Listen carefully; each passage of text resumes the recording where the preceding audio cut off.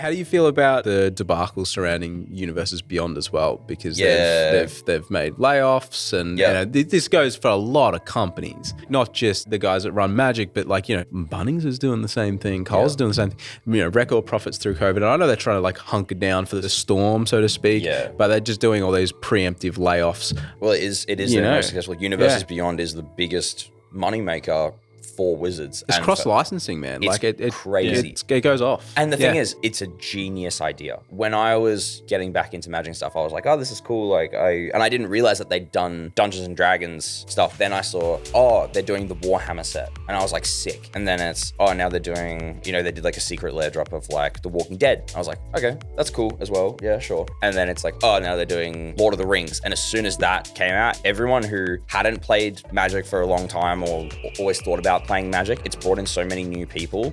So the idea that the head of that division lost her job. Yeah. What? Yeah. It's baffling. It's bizarre. It's ludicrous. Hey guys, welcome back to another Palms Off Gaming podcast at Palms Off Gaming HQ. Today I'm joined by Jordan Dunbar from a little band called Starve. Introduce yourself and go over what you do, who you are, and where to find you. What's up? I'm Jordan. I do vocals in a Melbourne metalcore band called Starve. You can find us on Instagram and Facebook and stuff, even though we're shadow banned on Instagram. We're Starve_music. So give us a follow, please. But yeah, we're just there. We're on Spotify. We're on all that stuff. And yeah, we just make angry music. See, that was recently when you got shadow banned. It was like 6 months ago or something like that? Yeah. We didn't even realize, but our name is apparently a trigger word. And we went, shit, my bad. We got shadow banned on pretty much everything. You have to type in our full name on Spotify as well. Yeah, right. So, whoops. That's a pain. But that's all right. It's a cool band name, so it's fine. Do they at least give the heads up for that, or you just lock into your account one day and they're just like, yep, cool, nah. They didn't. We didn't even find out. Somebody told us. They were just like, we tried searching you and couldn't find you. So it's Starve_music. Oh, was it? No, Starve_AU. I'm wrong. It used to be Starve_AU. AU. There we go. So yeah, Starve_AU. And that's us now. I feel like that is pretty prevalent in our industry anyway. And, people that listen to this podcast are pretty much like clued in that we exclusively get 100%. metal artists in essentially at this stage. 100%. We'll have to mix it up at some stage. But with TCG, obviously you're a big old nerd like the rest of us. Yes, sir. And you are heavily into like Magic, obviously. Magic is my number one for sure. Yeah. I grew up a lot collecting Pokemon and Yu-Gi-Oh! As a kid. And I was super into, the cards and stuff. Didn't have a clue how they worked. Never played the game. Just collected them because I thought they were sick. And I was in love with the shows and all that stuff when I was younger. So Cheese TV. Yeah, Cheese TV, man. Cheese TV. And then transitioned to Toasted TV. Oh, yeah. Still pretty all right. They had Vivid Pinata on, which was a bit of a miss, but everything else was sick. I loved it, man. I've always been into trading cards ever since I was a kid. And even when I was a kid, there was like some niche as show that I watched called Chaotic. I don't know if you remember Chaotic. I don't remember that. They had a trading card game. It was meant to be like a rival for Yu-Gi-Oh! and Pokemon, and it just wasn't. Just flop. Is that the one where they threw like the hourglass? No, they went into like a virtual digital world and found the monsters out there and then found them, scanned them, went back, and then they could become them and then fight each other. It's real niche. That is, bro. They only ever did 3 seasons. They only ever did 3 seasons. I've still got a box of the cards at home. It's niche. So when you started mentioning that, it reminded me of Scanners.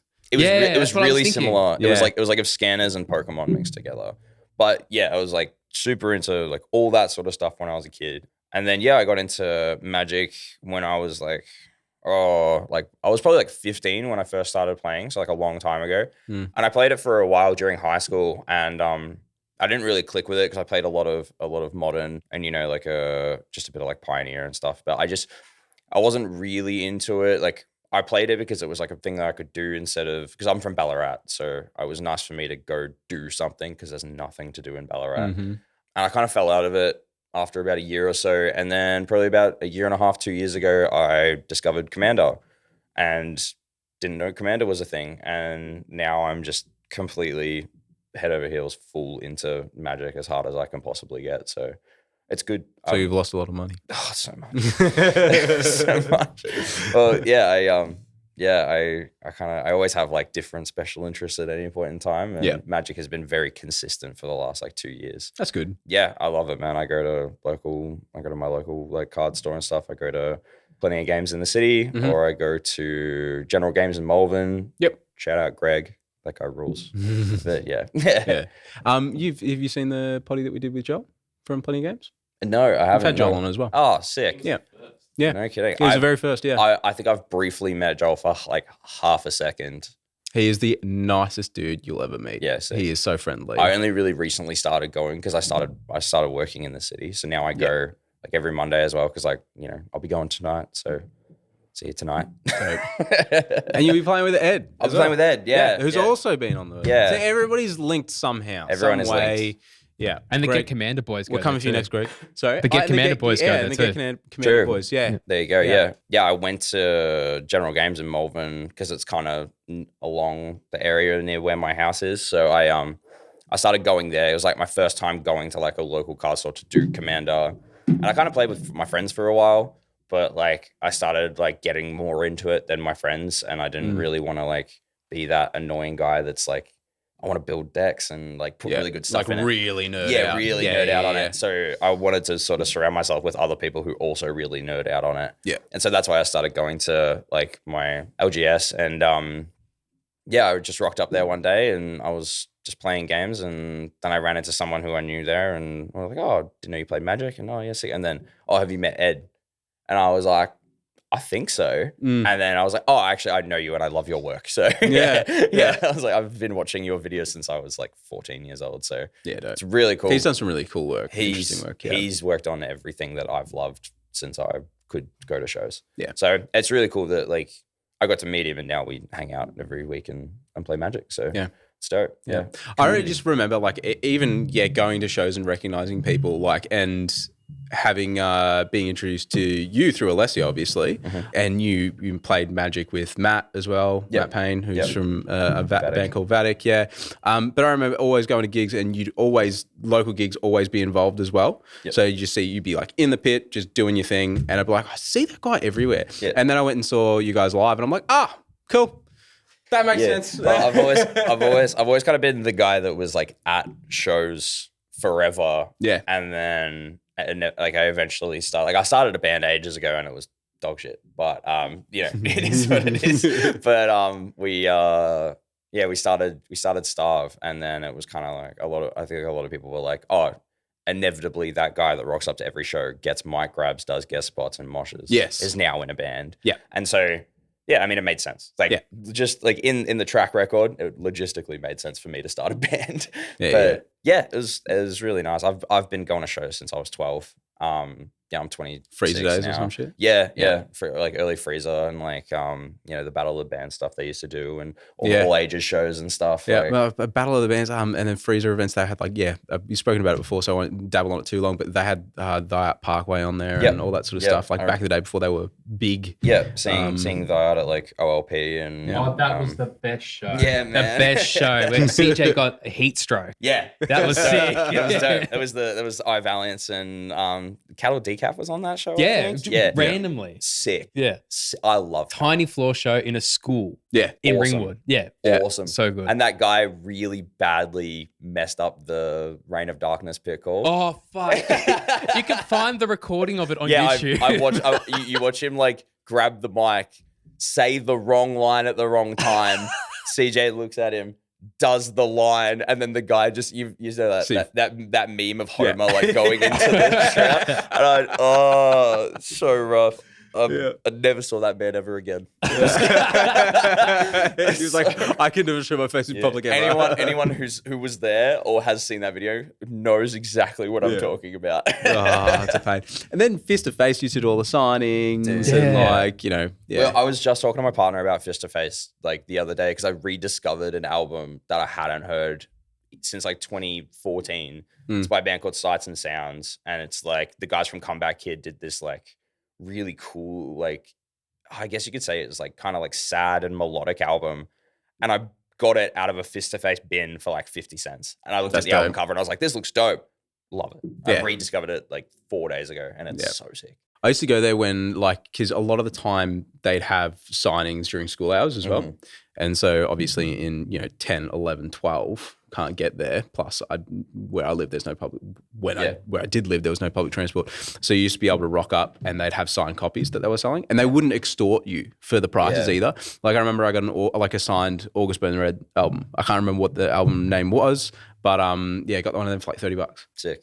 Yeah, and it was dope. And then there was a Mice and Men signings and all just that a weird community-driven place. Yeah, it was cool. And it was just such a small store too. Yeah, it was dope. I used to wag school and go get on the V line from Ballarat to go to a signing. I remember I went to, I reckon it was Motionless in White.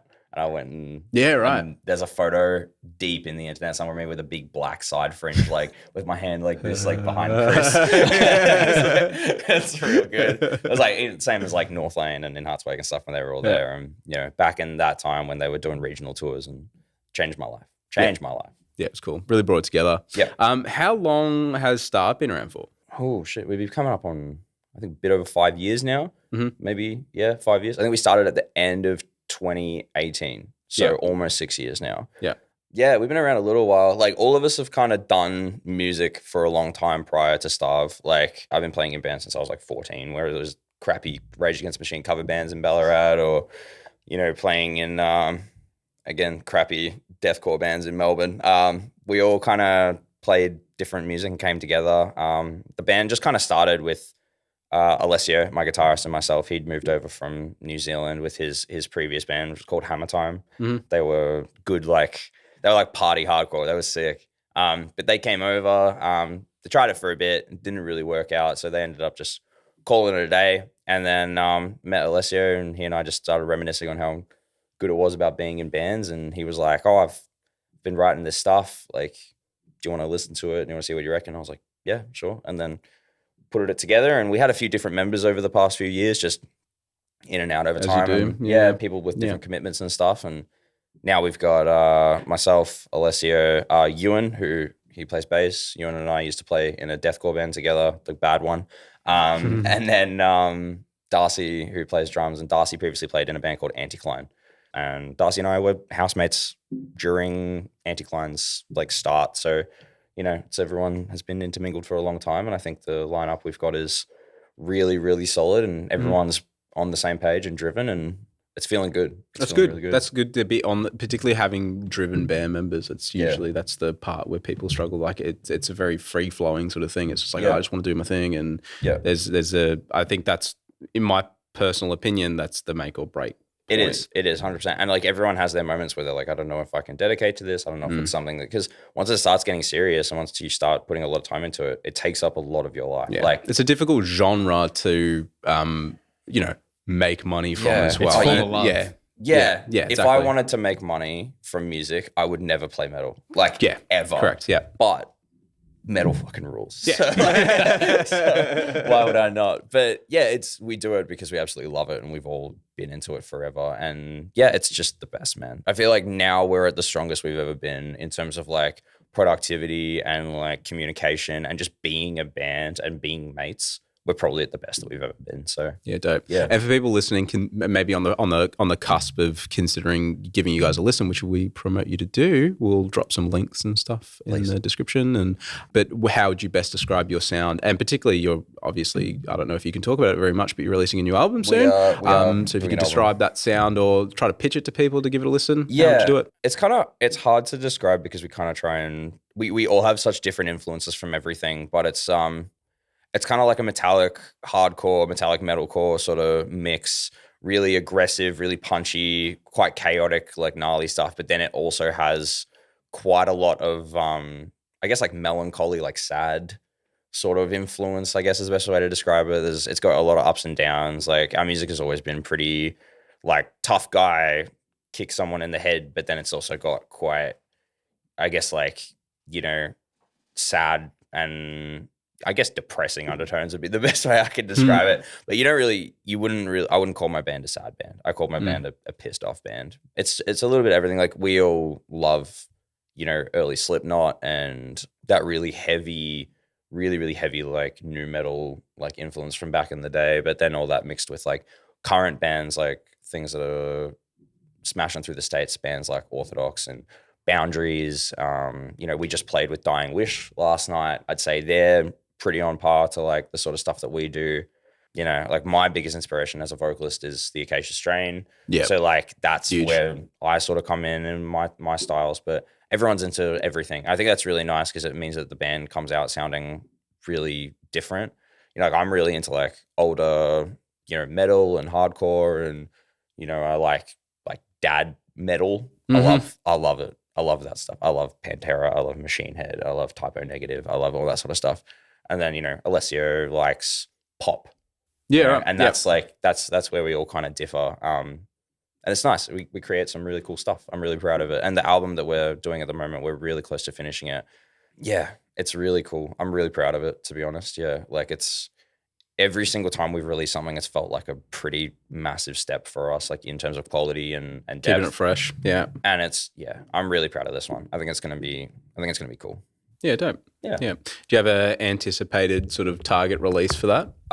If you can speak about it. Yeah, I mean, like, it will be done by April.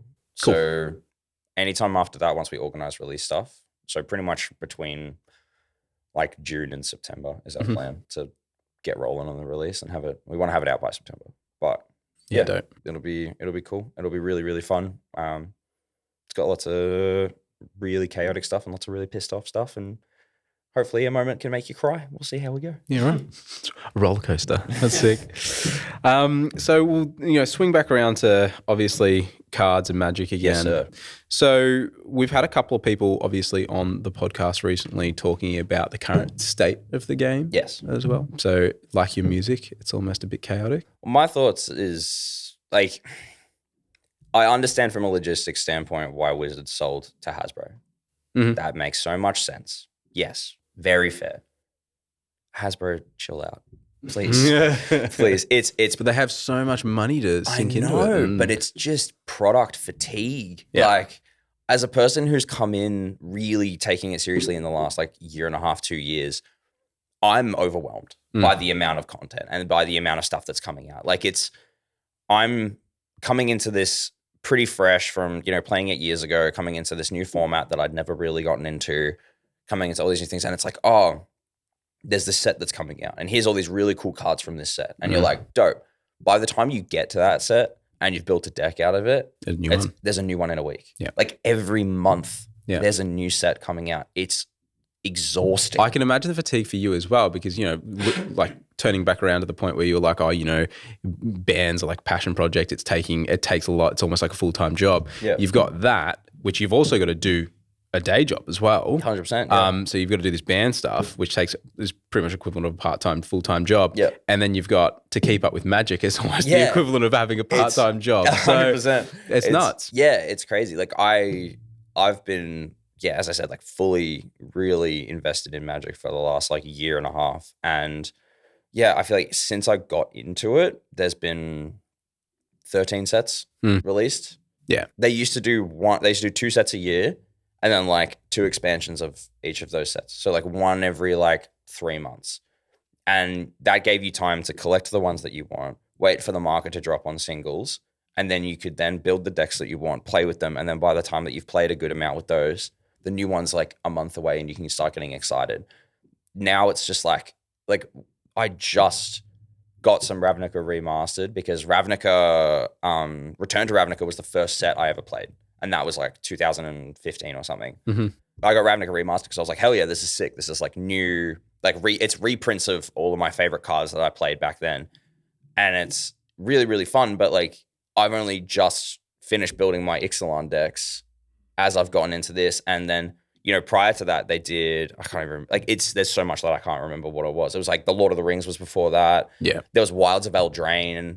Like Dominaria remastered was like the start of the year or like the end of last year. And then there was, there was so hard to keep up. And if you're playing a format that rotates, you never have like a deck that you can really compete Also the with. influence on the secondary market as well. If you're talking about like, you're waiting for the prices to tank. Your secondary market's always like here. And if you want to play competitively, Like it makes it so hard. Yeah. Then Wizards have all got the like the do not reprint lists and things like that as well. The reserve list. Yeah.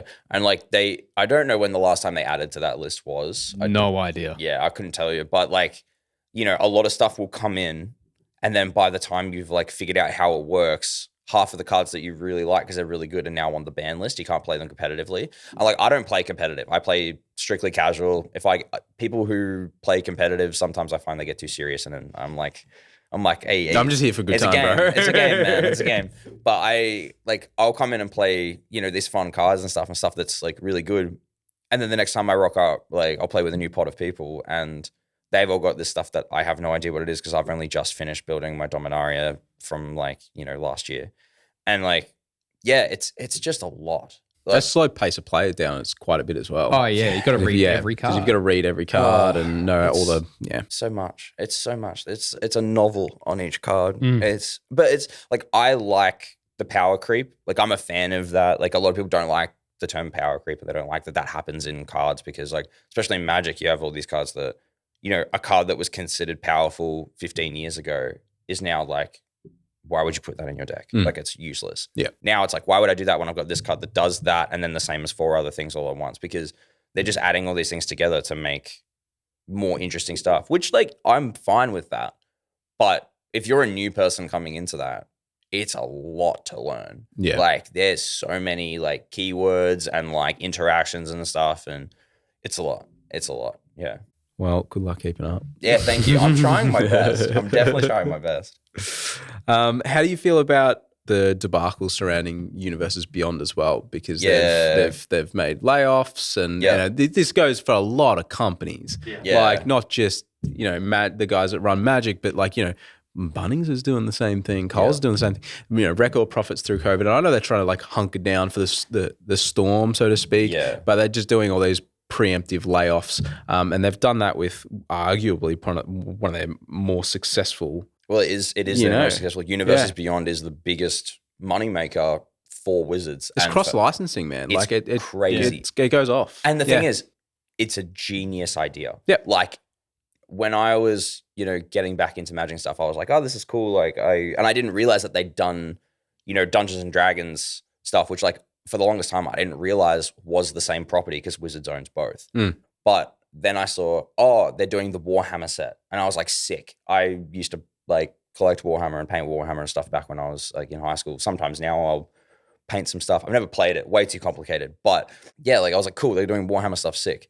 And then it's, now they're doing, you know, they did like a secret lair drop of like The Walking Dead. I was like, okay, that's cool as well. Yeah, sure. And then it's like, now they're doing, you know, Lord of the Rings. And as soon as that like came out, like everyone who hadn't played like Magic for a long time, or, you know, hadn't always thought about playing Magic, it's brought in so many new people. So the idea that the head of that division lost her job. Yeah. What? Yeah. It's baffling. It's bizarre. It's ludicrous. Like it's absolutely crazy. And I'm not like the most well-knowledge person on any of this stuff. So like, there may be someone out there that knows a little bit more. If so, drop it in the comments. By all means, educate us. There is a really, really good video that I watched on it. And it is, I'm sure everyone who plays Magic and anyone who's ever touched Magic knows the Tolarian Community College. Yes. Professor. Yeah. God bless the prof.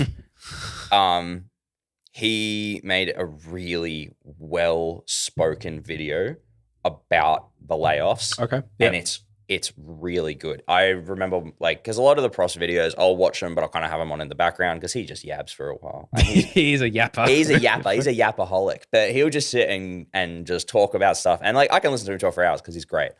But that one, I was just like, every word that came out of that guy's mouth was truth. And it's amazing because it's a dude who loves it so much. There is no person on this world who loves Magic the Gathering more than the professor. Yeah. And he was devastated, and his video about it is really, really interesting, and it's really heartfelt, and you can tell that he's really upset and the community is really upset about it, because it's like at that point it's just corporate bullshit, right? Yeah. And it sucks. It really sucks. And like, as I said, I'm not the most like well knowledge on that stuff. I can't really speak on it with heaps of knowledge, but like from a consumer point of view and seeing and hearing about, you know, this is doing amazingly, they're making record money, every single drop they do is successful, you know, market prices are going crazy. oh, but like, get them out of here. Like we can't afford it. Get out. Yeah. Get out of here. Yeah. Get out. But you can afford to release like a bajillion sets. Oh my goodness. Yeah. The amount of cards that are in the world right now is. I've heard Hasbro's actual like the rest of the toy sector for them has been on the decline as well. So the only one that's been up they're is trying to Magic, compensate.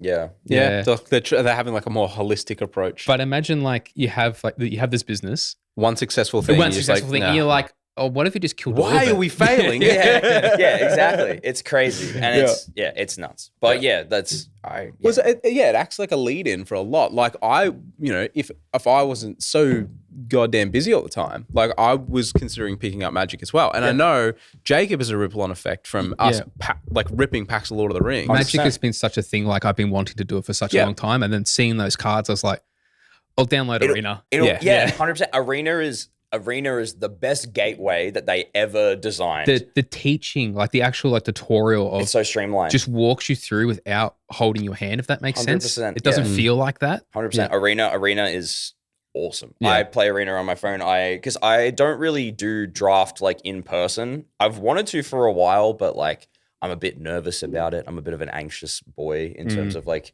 going and doing something new that I don't understand how it works. And like I can say that I love Magic. I know how it works. I shouldn't be nervous about it. But I do draft on Arena. Like I'll sit on my phone and draft with other people on Arena and then just play that. And then it gives you like rewards and stuff on that app. I get exactly the same thing out of it. The app rules. It's so intuitive. It knows what you can do and what you can't do. It's love it. It's awesome. It's a great gateway because a lot of people within TCG space as well.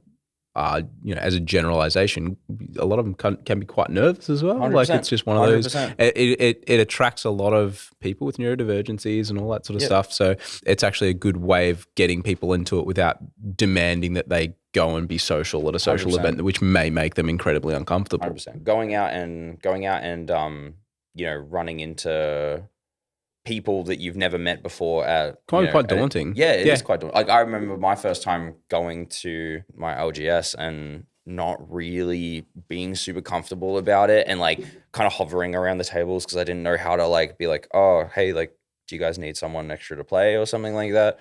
And eventually it gets to the point where you get past that initial thing. Everyone who's there is so welcoming and they'll always just be like, yeah, of course, like come sit down. Like my first like probably 9 or 10 times going to my LGS, I played with different people every time, didn't know a single person there.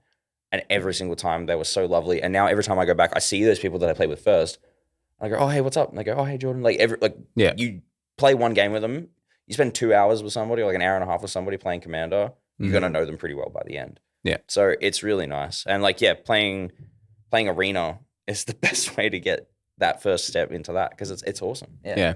I feel like a Commander, as a person that doesn't play, but I would imagine this would hold quite true, is that because there's so much variability in like what you can actually build, it's almost like an insight into your mind. It really is. You can really it's like break this guy down. Really likes dinosaurs. Yeah, 100%. You can break down someone's character by figuring out what commanders they play. Like it's amazing. Like the beautiful thing about Commander, I don't know if you guys know heaps about it, but essentially it's like you pick your commander and then you build the whole deck of 99 cards based around that commander, right? But any commander that you play is any card in Magic that is just considered like a legendary creature. Yep. Do you know how many legendary creatures are in Magic? Like tens of thousands. Like 5? At least 5. Yeah. But there's so many, and you can just build anything you want around that. If you see a certain card that pokes out to you that you're like, oh, that's sick, I want to build that. I wonder if I could make that work. 100%. Like that's the point that I'm at now where like, because for a while I was just playing precons, like just pre-constructed like commander decks, like giving it a go, seeing what felt nice. I've now built probably 12 decks like from scratch where I've just opened a pack, seen a card, gone sick, and then just been like, I'll put that to the side and then jump on EDH Rec or something, see all the cards that synergize well with it, talk to other people who play Magic and go, oh, you need this card, like this would be really good for your deck. And then you just build stuff out of it. And I remember talking to somebody at General Games, and he said, and it's probably the most like true statement I've heard in terms of like playing Commander, which is you like Magic now, you will love Magic once you build a deck that works and you see it succeed. And I 100%. The first time I won a game with a deck that I built from scratch. It's like, I can do it. Oh my God. No feeling in the world. No drug could make you feel better. No, nothing in this world can get you as high as winning a Commander game with your own deck. It is. I reckon it's the perfect space for creatives as well, because it allows you to be truly creative. It's not surprising that a lot of people that are in bands are like yourself, 100%. Are playing Commander because they are creative. Metal nerds. Yeah. Every time I rock up to LGS, there's a dude in an Hearts Wake shirt. It's sick. Yeah. I love it. It gives you so much common ground too. It's fantastic. Exactly. It's awesome. And obviously the main thing that drew me to the game and draws most people who are into metal to the game is the artwork. It's just heavy metal album covers. Yeah. Well, I was almost going to segue into that. Like the art is very metal as well. All of the Phyrexia set is just like death metal albums. Yeah. It's so sick. Yeah. Yeah. It's dope. I love it. What we're going to do is we're actually start opening some packs. Now we've come up with a new system just to make it sort of a bit better for the people listening in. Instead of having a big block where we're opening a heap of packs and you guys being like, what's going on? We're going to do 2 packs. We're not stinging out. It's just for the content and making it sort of still able to be focused in on. So we filled one of our new, it's not for the use case of it, but our graded card cases are now in colors. So get one of those. But we filled these with a random assortment of Magic packs. So, for instance, if, next podcast we get someone that's into Pokemon, we just fill it with Pokemon packs. We went to Good Games in Greensboro, Michael's store, and we just said, just give us 2 of every single pack you have, a booster pack you've got for Magic, and we just fill the box up. So we're going to do 2 packs. We're going to do one now, and we're going to have a little bit more of a chat. We're going to do one at the end. Yep, cool. Jake is coming over to put the camera on because I will forget. I'll forget everything. It's like a lucky dip. So there are some of the packs you've mentioned in there. So I hope you get one of them. Maybe we could even do like a randomized one. And if there is a pack that you really want to open, I'll just let you have a look and you can do that. There you go. There you go. Want you to be happy by the end of it as well. So I'm already happy, mate. Good man. Go for it.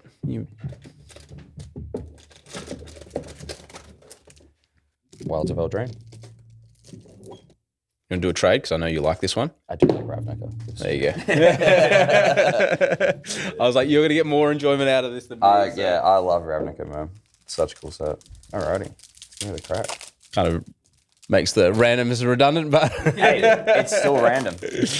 Narrows it down to 2 packs at least. All right. Let's give it a crack. Beautiful. Let's go to Rakdos Signet. Very nice. Ooh, Shapeshifters. Very nice. Oh my goodness gracious me. Did you just pull Doubling Season? I should have traded you back that pack. Oh my God. I don't know what this is. Oh my God. Bro, so Doubling Season is an enchantment. The text on it says, if an effect would create 1 or more tokens under your control, it creates twice as many of those tokens instead. If an effect would put 1 or more counters onto a permanent you control, it puts twice as many onto that permanent. So what it does, everything you put out, you get twice of. It is crazy. I have been trying to get this card for a while without paying full price for it. We shouldn't have swapped. That's so sick. Oh, dude, Doubling Season's like, I've been after that for ages. So we'll probably end up sending you home with it, let's be honest. I would love that. Thank you. Yeah, excellent. I got Lazav, the Multiferous. He's a shapeshifter. Dope. Pretty much has X. Pay X. He becomes a copy of a target creature in your graveyard with mana value X, except his name is Lazav, and he's not legendary, so you can get multiple of the same legendary, which is cool. Debt of the Deathless is a very good card from this set as well. Each opponent loses 2 times X life, and you gain life equal to the life lost this way, so you can make everyone very sad. So that's good. You got Sphinx. Very good. And then, yeah, just all the combos. Very, very cool. I cannot believe you pulled a Doubling Season. That is ludicrous.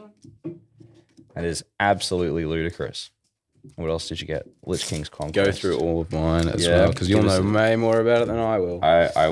I will, but thank you. Dope. Oh, that's fun. That's fun. Which one's this? Sacrifice a number of artifacts, enchantments, and/or tokens. Return that many creature cards from your graveyard to that. That's cool. That's cool. That's a nice card. Yeah. Well done. You got some rippers. I generally like any lich-related cards. Just the gothic art style. Yeah, they're pretty really dope. Cool. Yeah. I like this one. I like the retro border as well. Yeah, all old school border stuff. Yeah, very it's cool. extended art too. Are they all extended art? That's just extended art, yeah. They only have an extended art for doubling season? Nah, so there's quite a few renditions of doubling season. Okay. That's from the Wilds of Eldraine set, which has the Goose Mother on it, who was a Hydra Goose. That's pretty rad. That's pretty sick. I want the card now. Sorry, mate. No, she's dope. The Goose Mother rules. There you go. Excellent, dude. Killer pack. That's like a $50 card, $60 card. I've swindled you. You have swindled me. You absolutely swindled me rotten. I haven't. I should probably get into Magic because the success rate I have with packs, I don't have with anything else. No. Like I was saying before, and I don't know where I put. I found them recently, but I didn't. I've lost them for a period where I was opening the gift boxes for Lord of the Rings because. Lord of the Rings, who's not going to.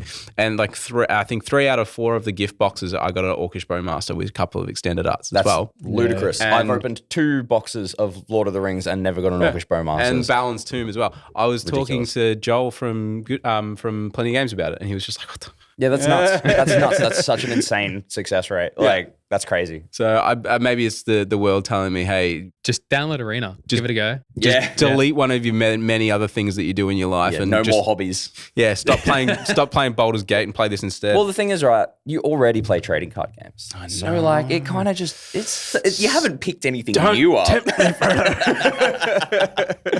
Dude, hell yeah. Dude, what a web. That's such an incredible pull for. Like, and you had no idea, which is so funny. It's just one of the guys gonna be like, "What the?" It was like the second or third card you pulled out of the pack. Yeah. Oh my god, it's crazy. One of my coworkers, he is not into Magic, or he's into Magic now because I've got him into Magic. I brought him and taught him how to play a game of Commander. The first like booster he opened at work because we have a card bot. Shout out card bot. Next to our work, spent hundreds there. Thanks, guys. We opened up like a Commander Masters set from there, and the first pack he ever opens playing Magic, and he pulls a doubling season, and I was furious. Yeah, because you've been hunting this card. If I had just bought the single, I would have saved hundreds. But I'm so addicted to Kraken packs, man. I've robbed you from it now. I'm so sorry. No, you haven't. You're all good. You're all good. At least you're here for it. Yeah, thank you. So we're gonna loop around back to your band before we wrap it up. Sure thing. Just to obviously try and promote you guys as much as possible because I love your music. You guys have got a really good stage presence, by the way. Thank you. I know I've told Alessia that, but I don't think I've told you directly that. That's very nice of you. Thank you very much. Yeah, very good fun. I remember at Unifying, Alessia had to cover his ears. Yeah. Alessio's in-ears kept falling out. Yeah, so we put tape on him. We duct taped them to his ears in little crosses, and he kept doing that as like a bit for 8 months. Yeah. And now we still, like, every time we play, we still put tape over our ears to keep our in-ears from falling out because none of us have bit the bullet and got molded earplugs yet because we're all cheap. But again, if I saved the money trying to get doubling season, then I probably could have bought molded earplugs. So now he can get some earplugs, now guys. I can get some molded earplugs. Pubs Off Game is doing God's work. Yeah, exactly. But we played Unify and his in-ears fell out and put tape over his head, and now we still continue to do it, pretty much all of us, because all our in-ears fall out because we do stupid shit on stage and headbang really hard and punch the air. So, yeah. I remember chilling out at your camp after, and I was talking to Leslie. I'm like, it's a fucking sick idea, man. He's just like, I actually had to do it because of this, but like 5 people have said that to me so far, so I think I'm gonna have to keep doing it. He kept it on as a brand for a while. Yeah. Very Steve's Lord. I love it. Yeah. So step us through some factors of obviously recording and making a full-length album. So, when it comes down to the lyrics or, the tone we touched on before, that there's a lot of, you guys listen to a wide variety of music, which, aids in keeping everything a little bit fresh. But the processes in which you guys go through, does someone do the main of the writing? Like, where does that inspo come from? Do you sit down and just get bits from everyone? Like, how do you guys go about it? So pretty much the main powerhouse in writing and stuff is Alessio. Alessio does pretty much everything. Like, he is a evil genius. He will, he's crazy. He will write a whole song in his head and never demo it and then just go and record the whole thing like front to back. He's crazy. Right. He's nuts. And he'll go in and he'll be like, it sounds like this. And then they'll spend more time trying to figure out the time signature of the song because he's written some weird like 5/4 riff that ends on like the third beat of the third bar. And then he's like, no, it's just what it sounds like. And no one knows what the time signature is. And he's just like, no, it's like this. You'll figure it out. And we're like, you're the worst. Yeah. But it shows results. Yeah. He writes pretty much everything. Since Darcy joined the band, he's been a really good writing powerhouse as well. Darcy wrote a lot of Andy Klein. Darcy plays guitar in a band called Slow Burn as well. So not only can he play guitar and he also plays drums in our band, he writes. He has incredible music taste. You should see his vintage t-shirt collection. It's amazing. Yeah, Darcy's a weapon. So having Darcy introduced into the band has been really good. One of the songs on the album that we're probably going to do as one of the singles is the song that Darcy wrote. And it's like, no offense to Alessio, he knows this. It's probably my favorite song on the album. It's so sick. We have so many songs where like Alessio just writes these really interesting parts with all these layers and stuff. But because we're only a one guitar band, he's written it in such a way that we can still, it translates live. Like we don't have to have everything on backing tracks. It's like a million layers that, Yeah, like we still have tracks. Like we still have backing tracks. We all run in-ears. Like we all run on a click track. But the way that he writes, it's like, it still translates really well. So yeah, in terms of like all of us writing together, Ewan puts a lot of work into, I guess like just the management of all of us and making sure that we all are on top of our shit, which is nice. He puts a lot of work into the writing and all the feedback from when Alessio will send something through. Ewan probably sends the most notes and gives like all the feedback and says, this is what I like at this point and all this. And like super articulate. Super articulate. So super, super good. I'm useless. I don't know a single thing about music. I just yell into a microphone. I do. I yell. But I'm really good at it. Yeah, I can do it okay. I've been doing it a while. But yeah, like in terms of like writing and stuff, I'll just be like, I like the part where it goes do, and they go, yeah, all right, cool, yep, sure, why not? And then that's essentially what we do. I'll pitch in ideas and stuff in terms of the writing, but a lot of the time it'll be, you know, those three sort of chatting about it, and then I sort of come in and be like, this is the sort of theme I'm thinking, this is the ideas I have for the lyrical content, this is like the dynamics of the song that I'd like. And then a lot of the time Alessio will write a whole bunch of lyrics, I'll write a whole bunch of lyrics, and then we'll sit down together and place it. Dope. And yeah, we just do that at his house a lot of the time.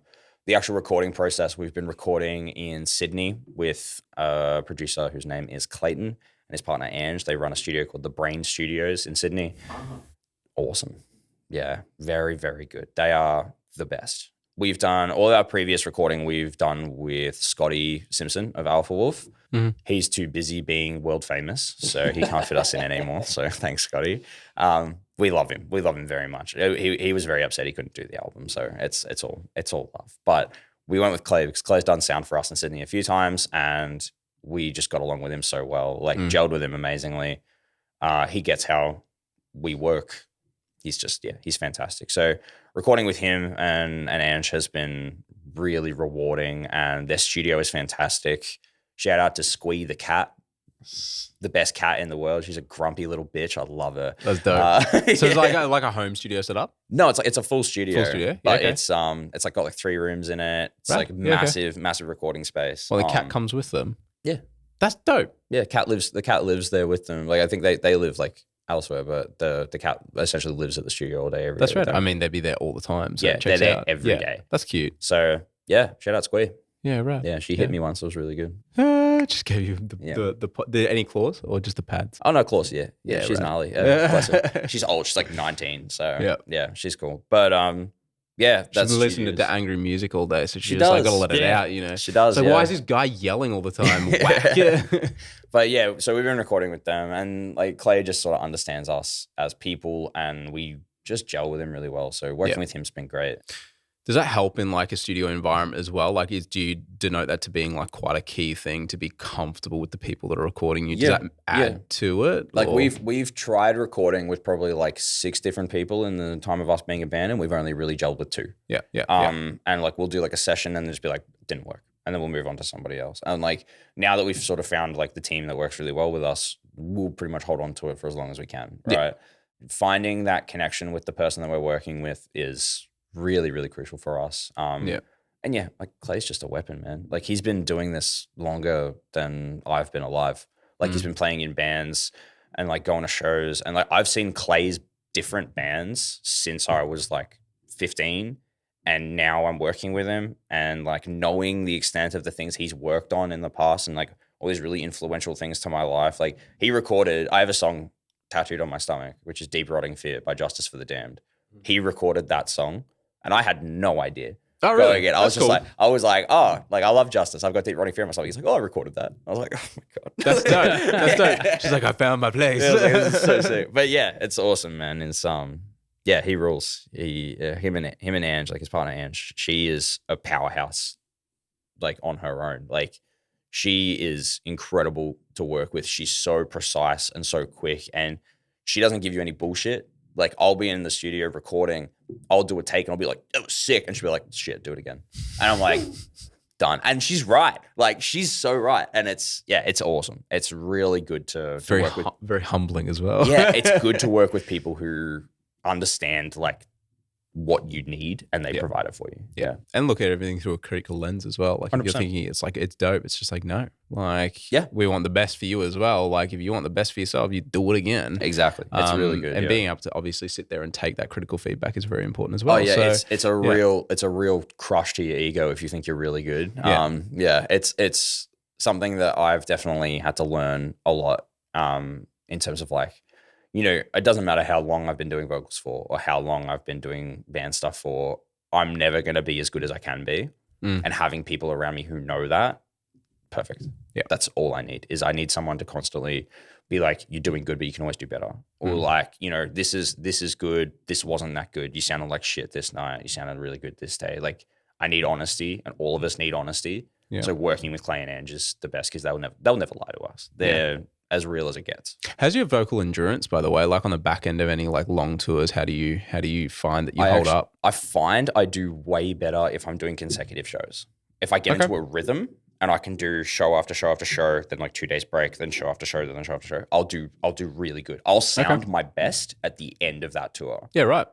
But if I do a show here and then have 2 weeks of break and work and do like life stuff and then do another show and then have 2 days off and then do another show. Like if it's broken up, I'll blow out. Like, yeah. And it sucks because I have to do a lot of endurance stuff in preparation for a tour. But because in Australia, you can only really play like 6 cities.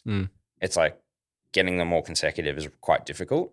So yeah, I guess like it's hard to keep up physically when you're so stagnated across dates. Yeah, it's incredibly high intensity. It's nuts. What do you do when you talk about like prep work? What do you do? Like walk us through that. I go see. Well, I haven't for a while, but usually I go see. There's a singing teacher who I see in Brunswick named Peter Vox, who runs Vox Studios. Dude's a psychopath. I love him. He's awesome. He's the best. Anyone who's worked with Peter knows exactly what I'm talking about as well. He is just 100%, and he will tell you every single piece of information you need to know for your exact like body and your type of voice and what you do. Like for me, the biggest thing that I require in terms of preparation is actually rest, like vocal rest, sleeping, anything like that. The better I feel when I wake up, the better I'll sound. So like if it's terms of like I'm on tour, I will sell merch before the show. And then as soon as I finish the set, I'm on vocal rest. I don't speak. I don't like go to the merch stand. I don't like talk to people. Yeah, I'm just like silent. Yeah. And then I'll go to bed at an okay time if it's possible, and then get up when I have to and still be pretty much on vocal rest. Like I'm pretty quiet for the most part on tour because it kills your voice trying to talk to people at shows. Like talking over the music, like the house music, like trying to sell merch, you'll blow your voice out just doing that. Yeah, so I'm always trying to look after myself as much as possible.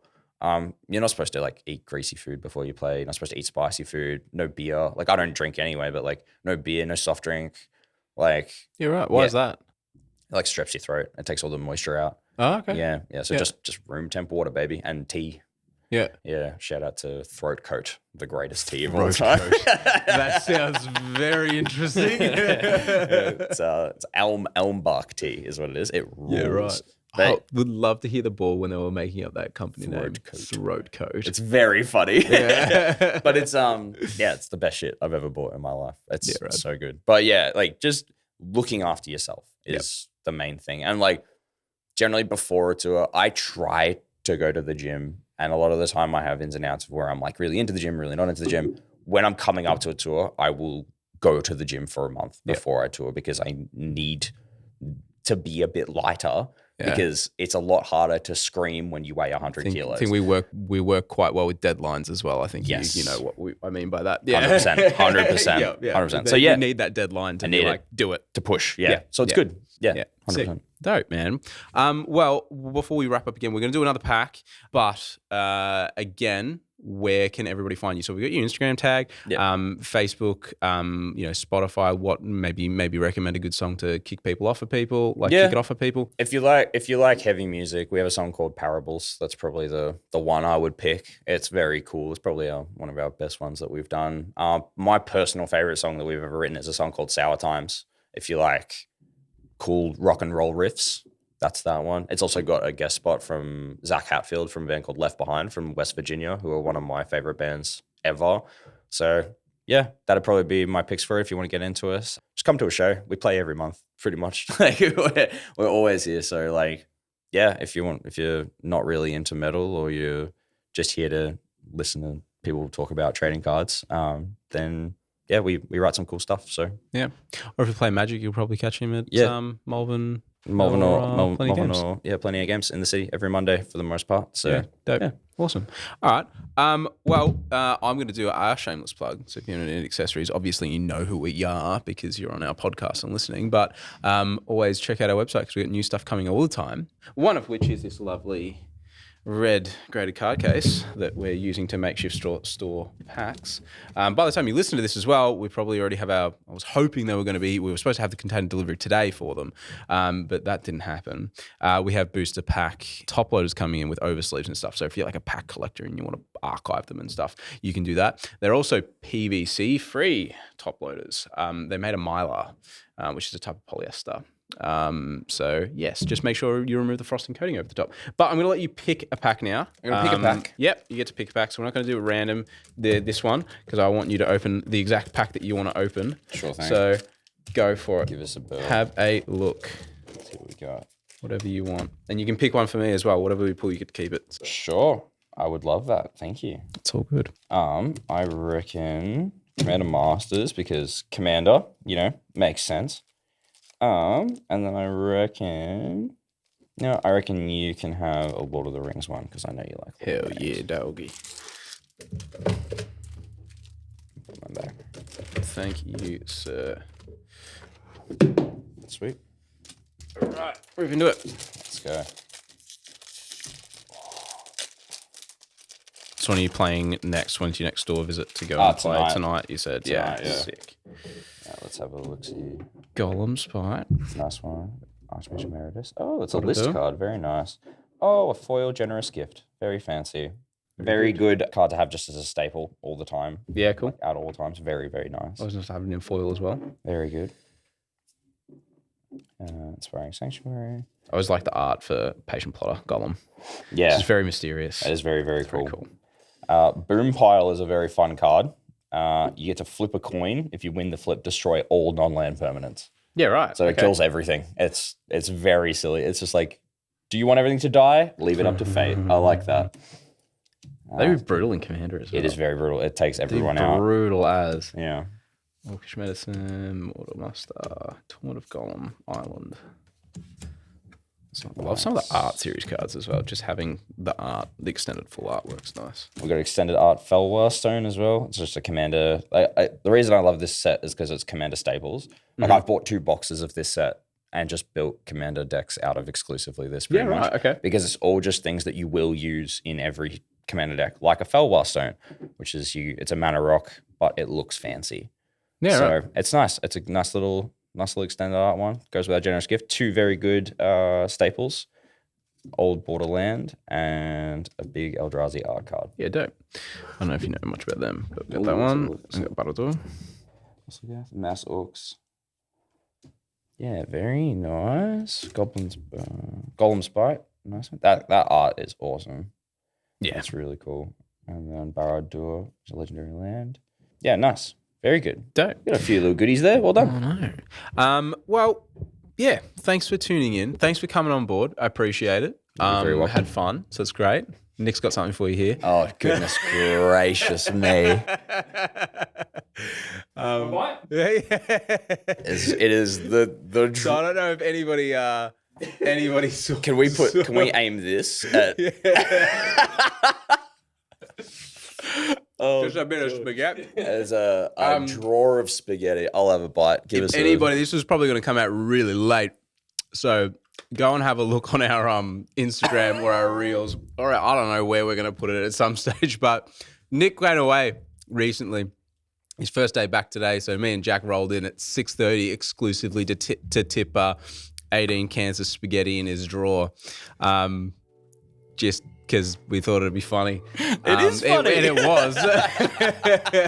Really got him. So I think there's going to be a vlog or a reel or something out that you guys will be able to view for that. We'll put the link somewhere here. I'm sure Jacob will do that. Yeah. That's awesome. Be great. That's sick. Yeah. massive drawer of spaghetti. We're just getting the message from you. You guys are fucked. Yeah, you guys are fucked. Thank you. It tastes so good too. 65 cents from Aldi. Go Aldi, thank you. As long as you don't fire or lay off half your stuff, I'm happy. Yeah. Anyway, thanks for coming on board, dude. I appreciate it a lot. We're gonna kit you out with some bunch of goodies and stuff. Let's go. Check out stuff. Really cool. Really fun to see live as well. So if you do go to shows, you're obviously a chance at even seeing me there, or Jack as well half the time. So thanks for tuning in, guys. Appreciate it. Thank you for having me. Sweet.